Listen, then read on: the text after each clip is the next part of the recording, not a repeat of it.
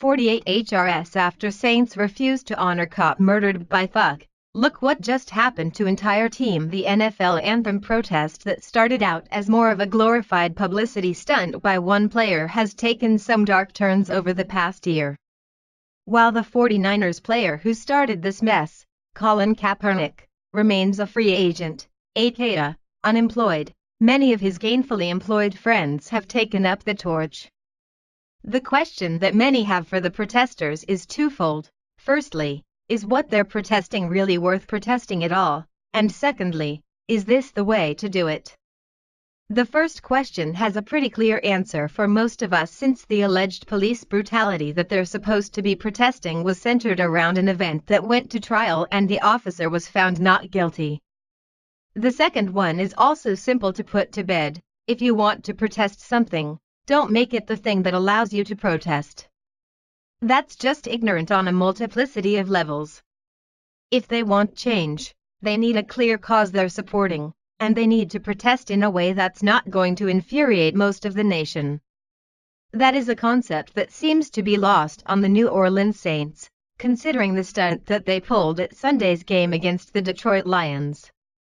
Independent Journal Review reported on their continued contempt for not only America but also one uniformed officer who was being honored after being killed in the line of duty just 2 days before the kickoff of the New Orleans Saints versus the Detroit Lions game, and even before the presentation of the American flag. Several Saints players took a knee.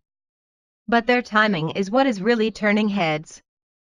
The players took a knee during a moment of silence for a murdered police officer named Marcus McNeil, who was a father of 2 and was slain while on duty just 2 days prior to the game. The team might have thought that they were making a political statement that would resonate with their fans, but they were wrong. Their ill-timed kneeling and obvious disrespect for an officer who died to protect their city was met with boos, shouts, and outrage that overtook what should have been a quiet and respectful tribute. McNeil was not only a respected officer of the law but a beloved person in every aspect of his life. His nephew described his uncle's time as a police officer, stating that he loved every minute of his time and that it was almost like he felt like a superhero and that he wanted to go out and save the city.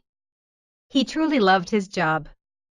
He was hailed as a great cop by his partner, Denzel Million, who posted this to Facebook after hearing of McNeil's untimely death.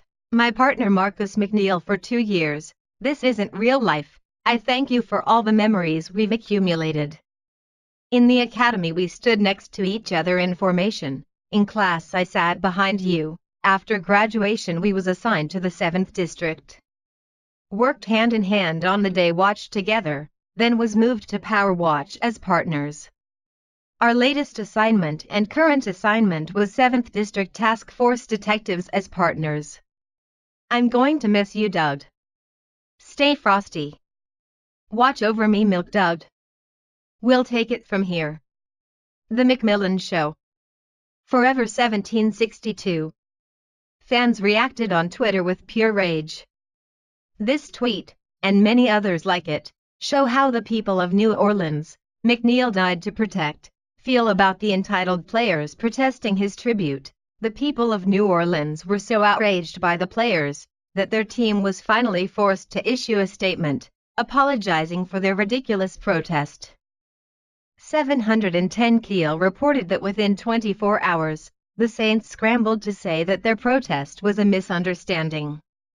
It took about 24 hours, but the New Orleans Saints have come up with an official explanation for a number of players failing to stand as the team and fans paid tribute to a slain Crescent City police officer. Saints coach Sean Payton has termed the incident a misunderstanding. The team was honoring fallen officer Marcus McNeil, who was shot and killed in the line of duty on Friday. But a number of players, planning to protest by taking a knee during the playing of the national anthem, knelt during the team's planned pre-anthem salute to McNeil. The kneeling players were loudly booed by the fans in the Mercedes-Benz Superdome, as the entire stadium stood to remember McNeil and his 3 years of service to the city. There seems to be a sweeping misunderstanding all through the NFL. It's a misunderstanding of how freedom is paid for, a misunderstanding of how to respectfully object to something, and a misunderstanding of who funds their paychecks.